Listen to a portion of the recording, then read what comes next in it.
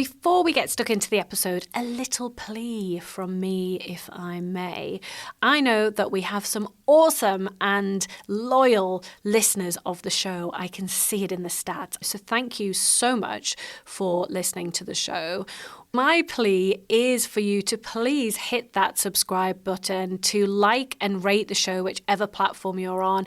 It would mean so much to me. I know this is something that all podcasters are asking for, but it really does make a difference and it would mean a lot to me. So thank you in advance. On with the show. Hello and welcome to Beyond the Bio. This week I'm joined by Rachael Cook, who is COO here at Moja.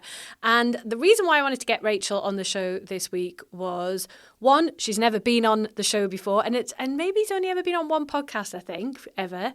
And also, I felt like we haven't spoken about awards for a while. And when we talk about awards within Team Moja, we always talk about Rachael being the guru of awards. So I thought it would be really helpful to bring her into the studio and have a chat about all things awards and pick her brain. So welcome, Rachael, from across the corridor. Oh, thanks for having me. Feels a bit surreal, but in a very good way. First of all, awards. Why should people even entertain the idea of them? Awards should be part of your strategy to get your name out there and to raise awareness of the organisation, what you're doing as a brand, and showcase the brilliant work that you and your employees or the people who support you are doing. It's a fantastic way to gain recognition. It's a fantastic way to celebrate success. And it's also a really good way to get in front of your audience, especially if you are really strategizing your awards and thinking about, right, who do I want to work with in the future? Who do I want to connect with? Yeah, and I think that's a really interesting point, because I think something that I've definitely been guilty of in the past is you just get to the point where you're like, hey, there's an award ceremony, I'm going to go and get pissed with the team or pissed with my mates or whatever, which is awesome and everyone should definitely do that. But actually it's that strategy piece around, who do I want to go and speak to at those awards? Like, who is in the room? Who can I make a new connection with? And then doing the follow-up afterwards. And you kind of miss that if you don't have that thought process in place. I think that's a really good point. What if someone is listening and they think, oh man, awards, they're just so scammy, you know, it's all about who you know and paying for the table or paying for the trophy or whatever, and they're just really skeptical. What would you say to those people? I would say there is definitely some awards out there to avoid. And if you're unsure of what those ones are, then definitely look at our resources page on our website or read Sophie's book, upcoming From Unknown to Unforgettable, because it's got a full section on awards on there. But I wouldn't rule them out, because there are some incredible awards out there. There are some that open you up to a whole new community. So once you've entered that award, and a good example, there's a couple of good examples actually I can give. So there's the Great British Entrepreneur Awards. There's also the Lloyd's Best British Excellence Awards, both of which have fantastic events that run alongside those awards that get you into the room with like-minded people, but also your audience as well. So for me, I think that's why that's important. Yeah, I totally agree with that. So hopefully people are seeing beyond scammy awards, but if they're still a bit skeptical, what are like high-level few things that they should be keeping an eye out for, to almost as a checklist as to, yep, that's a scammy one? What would you say stands out to you? So any award that is asking you for money up front, in terms of you'll get this coverage, or you've been shortlisted or won an award and you've got no idea who they are and you can't even find them on Google, but they're asking you for so much money to purchase the award certificate and so forth, they are definitely the ones to avoid for sure. Other things that you should be looking for are, who are the judges? Like, if the judges aren't displayed on the website, you know, or you can't research who they are, then that's kind of a bit of a flag. An alarm bell, isn't it? Yeah, but not always, but the majority of times that's a bit of an alarm bell. What about when certain industries where you have to actually pay to submit an award? Is that always scammy? No, it's not always scammy. There are some industries that do ask you to pay for the award entry. Typically, they are ones in the marketing industry. Yeah, I see that a some lot. also in the L&D, HR space as well. So definitely don't rule those out. But a way to check as to whether they are really credible is look at who the previous winners are. You know, you often find with those types of awards, there's some very well-known brands alongside some other brands that are up and coming as well. So, you know, if you're paying for an award, for instance, and you're being pitched against the likes of BT or Octopus and you've been shortlisted, that's an incredible achievement. Okay, so we've convinced people that not all awards are scammy. How do they find the best awards that are going to suit them? Do your research. Go onto Google, look for awards that are in your industry, but also look for awards that your competitors or people within your space have entered. That's a great way to see which awards that they've, you know, had some success in, and then sort of continue to look from there. But also, like I said before, there's a great section in Sophie's book that covers that whole process of how to find them. So if you're ready, then I would say definitely head over. And how do people know if they're ready to enter awards? Yeah, there's lots of things that they should be doing. So I think the main thing is thinking about, have you got your evidence? Are you able to articulate your story and then back that up with facts? So the biggest hurdle that people encounter when they're writing their awards is they're not backing it up with statistics or evidence. It's a bit fluffy. Yeah, a bit too fluffy. So for me, I think it's thinking, right, where are you at in terms of the growth of your business and the scalability or the journey that you've been through? What are you achieving? What are your goals, and have you achieved those goals? And really look at what that criteria is. So when you've done your research, you've identified the awards that are suitable, the awards that form part of your strategy that you want to then go for, then start looking down into the categories and what that criteria is. And then think about, sort of take that criteria and start writing a few bullet points around what evidence do I have that I can articulate within this entry that will showcase and answer the question that is being asked of me. And I think it's important to note that you don't have to have been in business for years to be entering awards or to be thinking about awards, because there is something for everyone at every stage of the business that they are at.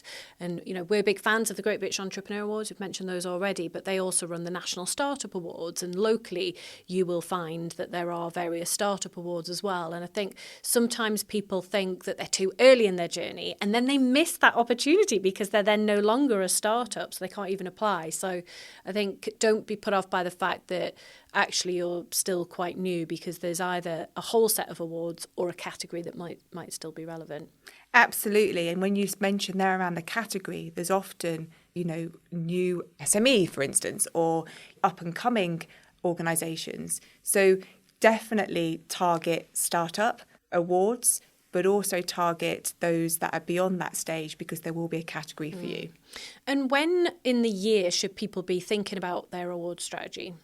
Well, now is a really great time, because it goes back to that planning for the awards, strategizing and working out what your strategy is. So we're in August and there's lots of award ceremonies that are taking place or are due to take place in the next couple of months. That goes back to that question around which awards to enter. So you'll be starting to see lots of people celebrating on LinkedIn, saying they're going to the awards ceremony and hopefully winning their categories.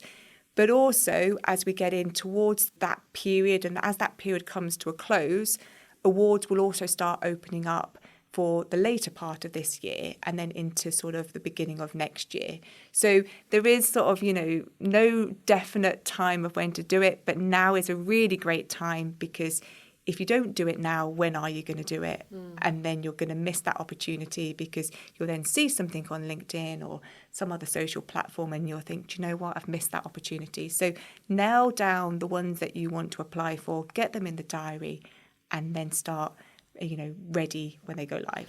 And when they do go live and people are putting those entries together, if they're doing them themselves and they're not making use of a fantastic award service like ours at Moja, if they're doing it themselves, how much time should they be allowing to put these entries together? Because you get a lot of flurry of activity right at the end when it's the deadline. But, you know, if you're leaving it to the last minute, are you going to have enough time?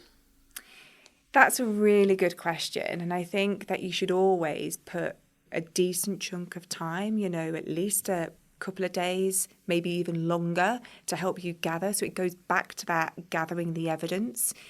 If you're forward planning and you've started to identify those awards that you want to enter, you could almost see the types of questions or the criteria that they're asking in the awards that have gone. And you can start planning for that and start thinking about, right, okay, well, I've met or can meet this criteria, but we're not quite there with this element. So what can we put in place now to help us gather that information and be ready for when that launches, ready to apply, you know, later on in the year? So there's lots of things that you can be doing now. And you just don't want to leave it to the last minute, basically, do you? No one wants that stress of hitting the 5 p.m. deadline on that Friday afternoon. And yeah, I think they always take longer than you think they're going to take if you're going to do a great job with them. Yeah, especially if you've never done them before, because there is definitely an art into crafting an award entry and really thinking about what it is, you know, the judge is looking for. And it's that balance, isn't it, between storytelling and making it personal, but then also backing it up with the impact and the stats and that evidence piece. Yes, and that's often the bit that people miss, which is why that's really important to start thinking about it now and understanding what that criteria is so that you can make sure that you've got that information to hand. And again, you talk about that in your book around having, you know, that awards a one sheet of things that you can be preparing now are the bio for the business, your mission, what's your value, all of those types of things that you will weave into that storytelling. And then you're just filling in the blanks for the bits that are missing that bring it up to date for that year. Makes sense. And I know that when you're talking to our clients, you often try and steer them away from being fixated on winning the award. Obviously, that's what everyone wants. Everyone wants to win. But, you know, you can put the best entry in the world, but if someone's just that bit further ahead or that bit better, then, you know, that's just how it is in a robust awards process. So I know that you talk to people about actually becoming a finalist and being shortlisted and that being the goal. What are the benefits of being shortlisted for an award? It's that recognition, isn't it, straight away? It's that recognition that you're doing great, you're excelling in your area and you're meeting that criteria within that award entry. But it's that bit, so it goes back to the strategy, it always goes back to the strategy. Like, what is your goal for entering awards? Because if it's about connecting with an audience of like-minded people or potential clients or prospects or, you know, that type of thing, then that's very different to just celebrating success. Obviously, everybody wants to celebrate success, but you can still do that being a finalist. And you can use that time to not only celebrate, but also to connect with the people who will have later on partnerships down. And if you think about it, Sophie, when we talk about awards and the awards ceremonies that you've been to in the past, some of them we haven't always won, but you have got some amazing leads off of that have led to different opportunities that have really benefited the business and you personally. Totally agree. I totally agree. And I think it's moving away from that mindset. Obviously, you do feel a bit disappointed if you don't win on the night. But like you say, it's going back to what are those aims and objectives of doing it in the first place. And actually, you know, if you can then pin it on some future business, well, that's a win. And all the benefits that you're getting in the lead up to the ceremony are the same for everybody, whether you win or not. It's just then how do you leverage it if you do win? And on that note, if you do win on the night, awesome. How should you be leveraging that win to make the most of it? So regardless of whether you win or whether you're a finalist, you should always be promoting that recognition on LinkedIn, on your socials, on your email signature, in any format that you can, on your website, everything. But if you are lucky enough to actually walk away with the trophy, then definitely you need to be thinking about a press release and how you can get that wider recognition with that. And then what else can that lead on to? And actually, when you look at that award strategy, when you've exhausted all the awards and you've won all the ones that really matter to you, is it then time to become an awards judge? And then that takes on a whole new level, and you can be using your experience of winning all of these different types of awards to put yourself in a really good place to say, this is why I should be on your judging panel. And I think that's where, the award strategy does evolve, doesn't it? So you've got different awards for different stages of the business, for either the business owner or the business itself or key individuals. So it's pinpointing those opportunities as you go through. But then it is moving on to, okay, well, we've nailed this. What next? And I think it is that judging side of things, which opens up a whole host of other opportunities and keeps you engaged with that community. Yeah, and it always goes back to the community, doesn't it? If someone is entering awards for the first time and they're doing it themselves, what are the key things that they need to think about for a strong answer?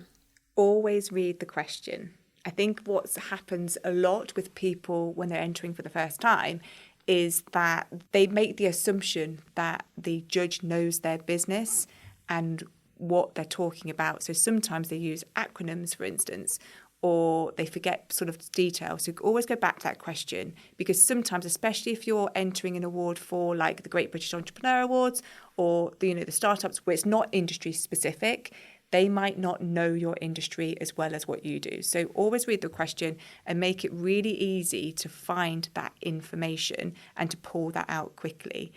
Don't write loads and loads and loads of texts. Think about how you can break that up, to make it easy for the judge to find the information they're looking for. So are you using bullet points? So if they're asking you about how your business has grown or, anything around the growth element, talk about the objectives that you've put in place to support the scalability.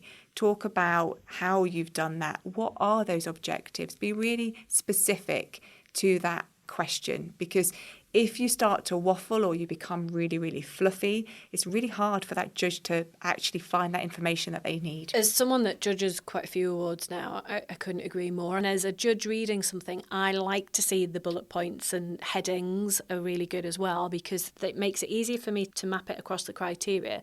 But also it's just something that's skimmable, because heavy text is quite off-putting and you just feel a bit like, ugh, whereas something that's laid out well actually just makes it much easier for the judge to do their job. I think the caveat is to not make it so short that actually you're not hitting the criteria because you're so under on the word count. So I think it's important to make full use of the word count, but doing it in a way that's adding loads of value. I also think, imagine it's almost like an exam paper and the judge is looking for where they can put ticks to meet the criteria. So, you almost look at it in that way and think which bits would get the points. And if there's a sentence or a paragraph in it or a load of bullet points that aren't going to get the points, just take them out. Take them out. Yeah, I agree with that. And I definitely think it goes back to that bit around that storytelling. But also, if you're making a statement that you do something or you've achieved something, where is your evidence to back that up? So don't just say we've achieved X, Y, and Z. Say we've achieved X, Y, and Z demonstrated through the following, and then bullet point them to make that really easy for the judge to find that information. One last thing. When you have the opportunity to include evidence with your entry, what sorts of things do you think people should be including? For instance, if you're talking about statistics within there, where are they from? Are they from a survey? Can you include screenshots of that survey to show the impact from X to Y, for instance? What about testimonials? So thinking about, okay, we've said 100% of our clients would recommend us, or 100% of our clients are satisfied with our quality of work, for instance. Then you could add in some testimonials that back that up to show how happy your clients are with the service that you're providing, for instance. Also, case studies are really good, particularly if you're really homing in on customer service category, for instance. That's a really great example to bring it to life. So you've got a limited word count in your actual entry, but you will need to pull out the key bits, but you can bring that to life further within the attachment and really sort of build on what you've stated within your entry. What you shouldn't do, though, is assume that the judges are going to read the supporting documents and include stuff that you haven't even mentioned in your entry form. Yes, I see quite a lot when I'm a judge where in the main answer, in fact, I've seen the worst one I've ever seen is where there's a question and the answer is see Appendix 1. And that's it. That's their answer. Or it'll have, a longer answer, but it will say see evidence or something like that. Because although I will skim through the evidence, there will be judges that don't even look at it. And I'm not saying that to put you off including evidence, because I think it's really important to make the most of doing that. But I think it's making sure that, like you say, you don't just rely on including that great example in the evidence, and make sure that it's in the main entry as well. Yeah, it's purely to expand on what you've already talked about, because ultimately it's you're supporting evidence, isn't it? Exactly. And you're being judged on what you've written within that entry. It just brings it to life that little bit more if they want to find out a bit more about what you've discussed in that form. Awesome. So if anyone listening isn't already connected to you, Rachael, and perhaps wants to explore how you might be able to support them with their rewards strategy or entries this year, is the best place to find you LinkedIn? It sure is. We will make sure that the link to your profile is in the show notes. Thank you. Thank you.